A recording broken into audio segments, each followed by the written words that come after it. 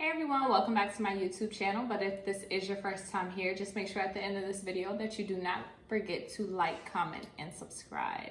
On today's YouTube, I will be sharing with you guys some helpful tips on how to survive a bad nurse preceptor.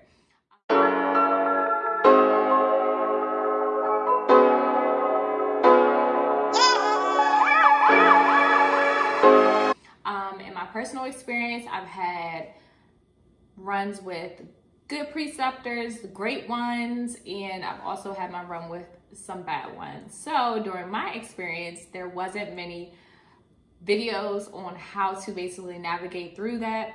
So I wanted to make this video to basically help any new grads or anyone currently in the nursing field that might be transitioning into a different specialty with preceptors, basically how to go about working with a bad one. So first and foremost, we have to distinguish the difference between what is a good nurse preceptor and what is a bad nurse preceptor. So in my personal opinion, I think that a bad one it has nothing to do with personal or even personality. I mean, some might think different as far as like personality, but in a team, you have to be able to work with different personalities. So I focus mainly on their skill set. I focus on if they're trying to be nurturing or intimidating. And then I focus on if they're following policies and know how to properly do procedures that are within your specialty. So I've had my fair share of experience in different fields, even though I only have 1 year of experience right now. I've worked in ER, I've worked on the floor, and I've also currently I work in a cardiac ICU. So my experience that I did have with a bad preceptor, basically to give you guys just like a little share of my story. I'm not going to get too personal, but during the bad experience that I've encountered, it was basically they were trying to be intimidating, which if anyone who knows me personally, it's very hard for me to get intimidated or feel intimidated from someone. So that just didn't work. But they try to be very intimidating. They were what I would say is like a lazy nurse. So that means that their skill set wasn't, up to par, like up to what I've basically seen other nurses within the same exact unit doing. They kind of just had like a nonchalant attitude about the unit, and that's really just not someone that you want to learn from. During your orientation, especially new grads, during your orientation, a lot of you guys, like nursing might be your first job. So I feel like we're kind of like handing down the torch when you're a preceptor. Like when you're a preceptor, yeah, you're definitely like handing down like the baton. So if you give off a nonchalant or bad attitude, or if you don't have the knowledge or skill set within your unit and you're precepting someone, a new nurse who's had no job experience or anything like that, it's their first career, let alone their first job. Some people never even worked at like McDonald's or Auntie Anne. So if this is their first job, you are kind of like a role model to this person. So if you have a nonchalant attitude, if your skill set is up to par, if you're not following policies, and then also if you're being intimidated, that's just what you're going to hand down to them, and it's just going to trickle and trickle and trickle and trickle, because when it's their time to become a preceptor, that's what's ultimately going to happen with them. So yeah, I basically had my encounter with a bad one. Again, very intimidating, well, tried to be intimidating. Skill set wasn't there, as well as very nonchalant attitude as far as the unit went. And with other nurses she worked with, she wasn't a good team player. So yeah, that was that. But basically some helpful tips to help you guys, I guess. So first, make sure that you know the difference between someone trying to be intimidating and someone that's trying to test your knowledge. And when I say that, I mean, we are in a very important field, let alone everyone trusts us. Like, it's very well known, I'm pretty sure you learned in nursing school, that nurses are one of the most trusted professionals. So it's people trusting us with their lives, with their children's lives, their family members' lives. So I am very strong on advocating towards other nurses to know your ish. Like, know it. Whatever unit you're in, just make sure you know it. If it's a specialty that you love, make sure you know it. If it's just a regular floor that you wanted to get experience on, so what? Just make sure that you know your ish, meaning your policies and your skills, whatever it is that you have to have within that unit. Just make sure that you know it. And if you don't, it is okay, because you're a new nurse and you're orienting, but make sure that you are doing your part in learning it.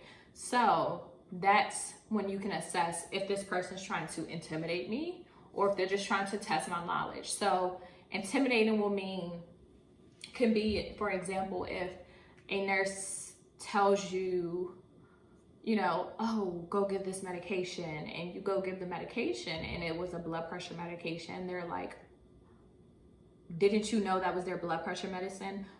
Why didn't you take their vitals? Versus someone who's trying to test your skill set and say, okay, we have this medication to give. It's a blood pressure medication. Let's say it's lisinopril. We're about to give lisinopril, and they ask you, okay, what do we need to do before we give this person this medication? Your thought process should already know, because you went through nursing school, that you need to take their blood pressure before administering this medication.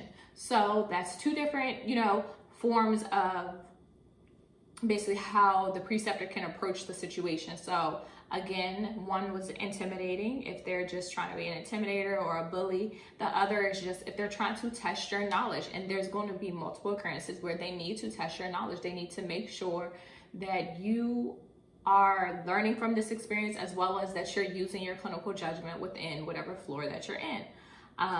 So make sure that you're able to know the difference between the two before you just jump to conclusions and think that you have a bad preceptor, when really they're just trying to test your knowledge. And don't feel intimidated by someone trying to test your knowledge. Again, that's where you need to go home and do your homework and make sure that you are knowing your ish about your unit. Secondly, again, basically just reverting back to what I just said, make sure that you do your part. So whatever homework they give you during your orientation, or whatever books they tell you is like going to help you, just make sure that you're doing your part.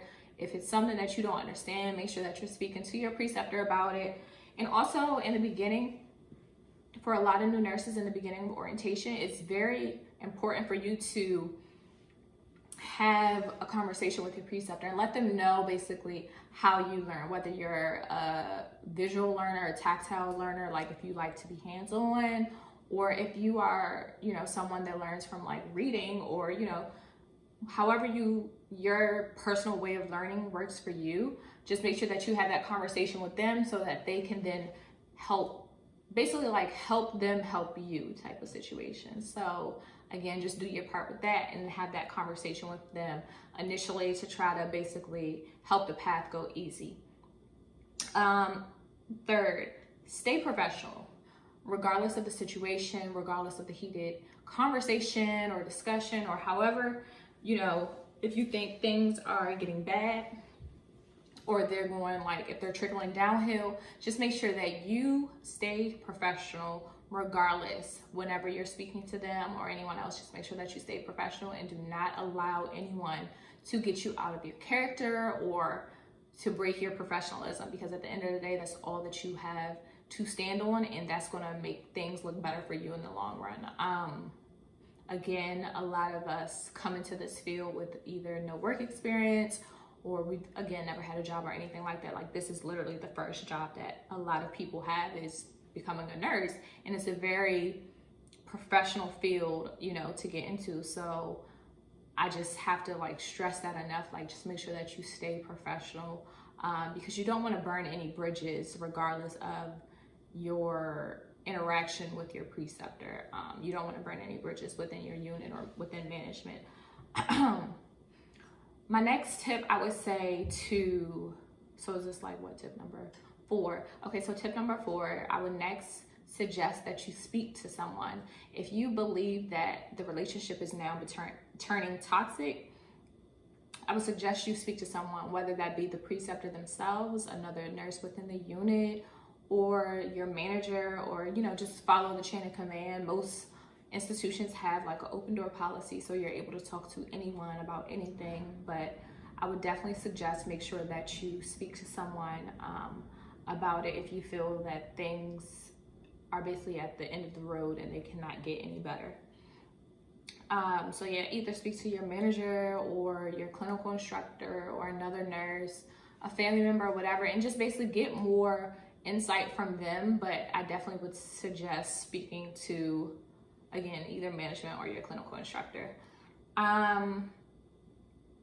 And then fifth, like the final tip, if things aren't working out ultimately and you feel like there's no way I can, learn from this person's, way of teaching, or this person's, being my preceptor is not conducive to my learning environment here or me succeeding within this unit. If you strongly feel that way, voice that to your manager or voice that to your clinical instructor, and honestly, you can request a new preceptor. That's what it's there for. You need to make sure that you are getting the best out of your orientation experience, and by the best I mean that you are learning the best, you're learning the policies and how things should be done within a unit, the culture of the unit, and just you want to learn the right way. So if don't let one person steer you in the wrong direction or skew you out of, that path of learning everything that you need to learn during your orientation phase.